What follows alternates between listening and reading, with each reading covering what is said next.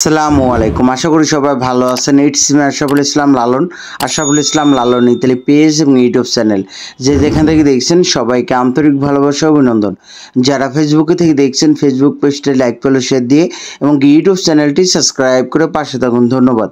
তো আজকের টপিকটি হলো যে আসলে গতকাল 23 জুলাই 2025 রোজ বুধবার তো ইতালি অ্যাম্বাসির সামনে এবং ইতালি বিএফএস গ্লোবালের সামনে যে অনশন কর্মসূচি পালন করা হয়েছিল সকল ইতালি ভিসা ভুক্তভোগীদের যে সমস্যাটা সমাধানের জন্য।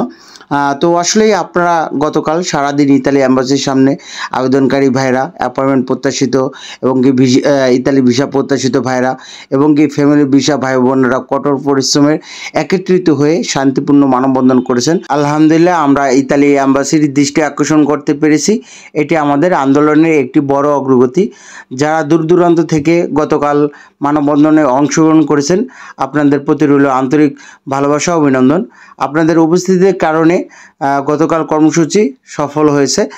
তো আসলে আপনারা সামনে থেকে ওই রকমটা দেখতে পারছেন যে ইতালি অ্যাম্বাসি এবং বিএফএস গ্লোবালের সামনে যে অনশন পালন করা হয়েছে। তো ওইখানে দেখেন তারা কিন্তু ওইভাবে সাড়া না দিলেও কিন্তু তারা ভিতরগতভাবে বুঝতে পেরেছে। দেখেন ইতালি অ্যাম্বাসির ভেতরে আন্তনিও আলোচনা নিচে নামে নাই, আবার এদিকে ইতালি বিএফএস গ্লোবাল তো তাদের কোনো কর্মকর্তারা নিচে নামে নাই, কিন্তু তারা এই ব্যাপারটা বুঝতে পেরেছে। আসলে নিচে নেমে আসলে কি বলবে তাদের কোনো জবাব দেওয়ার মতো ওইরকম কোনো প্রশ্ন ছিল না হয়তো, এই জন্য তারা কেউ নিচে নামে নাই। তো আসলে এই আজকে যেহেতু পররাষ্ট্র মন্ত্রণালয় আমাদের কয়েক ভাই গিয়েছিল, তার মধ্যে আসলেই এই মানববন্ধন অনশনের পিছনে অনেকেই এর সামনে থেকে কেউ কাজ করতেছে, পিছন থেকে কেউ কাজ করতেছে।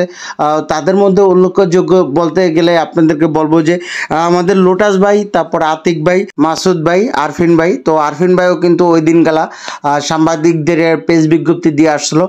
তো সারাদিনে উনি কাজ করছিল। তো আসলেই আগে পিছিয়ে যেখানে যেভাবেই কাজ করুক সবার প্রতি আন্তরিক ভালোবাসা রইল। আর আপনারাও এই অনশন কর্মসূচিতে যারা অংশগ্রহণ করছেন, এটাও তো কিন্তু আপনাদের অংশগ্রহণ করার ফলেই কিন্তু আমরা একটা আপডেট পাইতেছি সামনে, যেটা হলো কি দেখেন আপনারা আসাতে কিন্তু ইতালি বিএফএস গ্লোবালের যে কর্মকর্তারা, কান্ট্রি ম্যানেজার, ওনারা কিন্তু এই ব্যাপারটা দেখছে। ওনারা ভয়েই নিচে নামে জানে ভুক্তভোগীরা এখন অনেক ক্ষোভ, কারণ দীর্ঘ 2 বছর ধরে 2.5 বছর ধরে অপেক্ষা করতেছে। ফ্যামিলি ভিসা ভুক্তভোগী, রিটার্ন পাসপোর্ট ভুক্তভোগী, স্ক্যান পাসপোর্ট ভুক্তভোগী, তারপর আপনার অ্যাপয়েন্টমেন্ট ভুক্তভোগী, অনেকে আছে যে পাসপোর্টগুলো এখনও রিটার্ন পায় নাই। তো সকল ইতালি ভিসা ভুক্তভোগীরাই এখন কিন্তু হতাশার মধ্যে আছে। তো তারা বুঝতে পেরেছে, ইতালি অ্যাম্বাসি, আন্তনিও আলেসান্দ্রো তারাও বুঝতে পারছে এবং তারা কিন্তু এই যে যমুনা টেলিভিশন আসার ফলে, যেহেতু যমুনা টেলিভিশন মোটামুটি অনেক নাম করছে, তো এই টেলিভিশনের মাধ্যমে মোটামুটি সবার কাছে নিউজটা ছড়াই গেছে। আর যেহেতু একের পর এক 2বার লাইভ দিছে, তো যমুনা টেলিভিশনে যেহেতু লাইভ দেখিয়েছে, এইগুলা কিন্তু আবার পররাষ্ট্র মন্ত্রণালয় ওনারা ওই ব্যাপারটা দেখছে। তো আজকে পররাষ্ট্র মন্ত্রণালয় যাওয়ার পর কোনো অ্যাপয়েন্টমেন্ট লাগে নাই, সরাসরি তারাই কথা বলছে। তো তাদেরকে একটাই কথা বলছে যে ভুক্তভোগীরা আসলেই, যেহেতু আপনারা জানেন যে বিগত দিনগুলো যেহেতু তৈরি দেশেন কিন্তু আজকে নতুন না, সে কিন্তু আমাদের ইতালি ভুক্তভোগীদের ব্যাপারটা কিন্তু অনেক আগে থেকেই জানে। আর আপনারাও তার বক্তব্য শুনেছেন, বিভিন্ন সময় বিভিন্ন কথা বলে। তো আগামী 1 মাসের মধ্যে সমাধান দিয়ে দেবে, আগামী 1 মাসের মধ্যে 20,000 পাসপোর্ট ক্লিয়ার করে দিবে, এরকম অনেক শুনছেন। তো তিনি যেহেতু আমাদের ব্যাপারটা প্রথম থেকে এখন অবধি পর্যন্ত সব কিছুই ব্যাপারটা জানে। তো তারপর আপনারা গতকাল যে আপনারা অনশন কর্মসূচি পালন করছেন, এটাতে কিন্তু আরও একটু ক্লিয়ার, আমাদের লাভ ছাড়া লস হয় নাই। তো হতাশার মধ্যে একটাই যে ভুক্তভোগীর সংখ্যা একবারই কম থাকে, যেখানে পুলিশের সংখ্যা থাকে 900 আর আমাদের ভুক্তভোগীর সংখ্যা থাকে 150-200। তো এই ভুক্তভোগী নিয়ে আপনি কিভাবে কোথায় যাবেন? ভুক্তভোগীর সংখ্যা তো ভুক্তভোগী তো কম না, প্রায় 60,000 ভুক্তভোগী বলি আমরা, বড় বড় গণমাধ্যমে বলে বা আপনারা বলেন।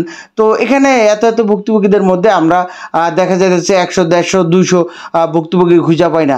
যখন একটা প্রশাসনের সাথে কথা বলে, ওইখানে ঊর্ধ্বতন কর্মকর্তারা ছিল, গতকাল দেখছেন তো একটা কথা বলবে, একটা লোকরে যদি তারা তুলে নিয়ে যায়, আপনার এই যে 100 জন 50 জন কি তারা রাখতে পারবেন?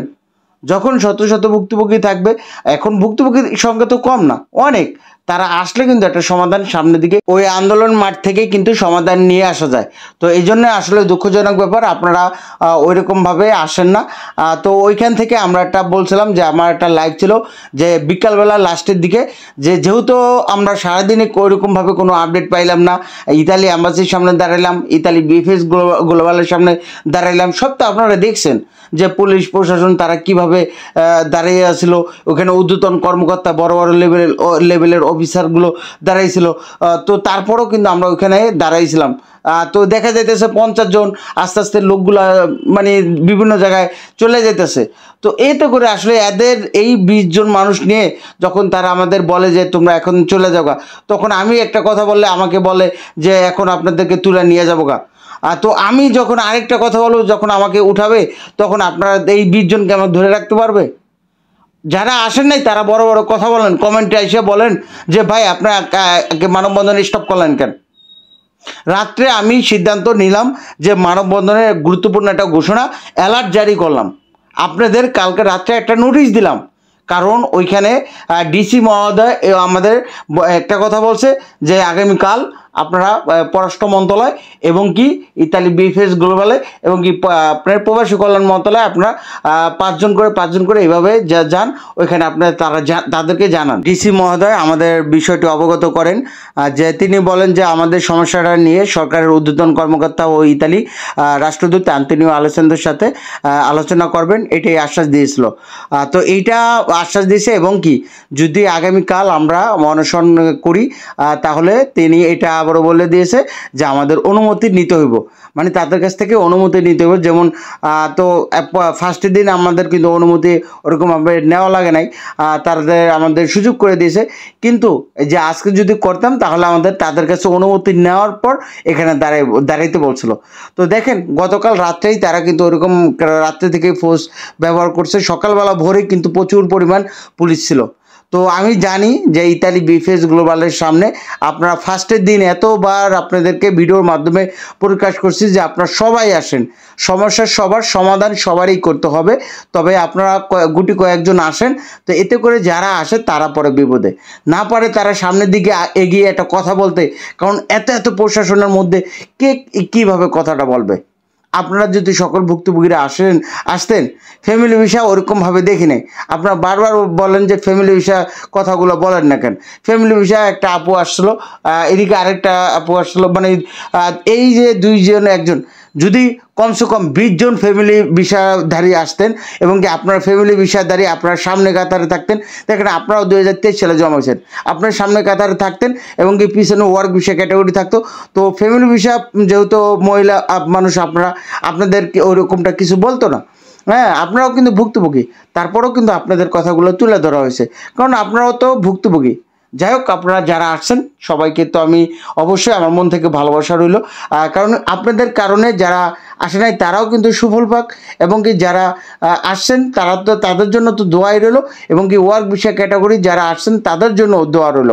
এছাড়া আসলে আমি তো ভাই কিছু না, আমি একজন সাধারণ মানুষ।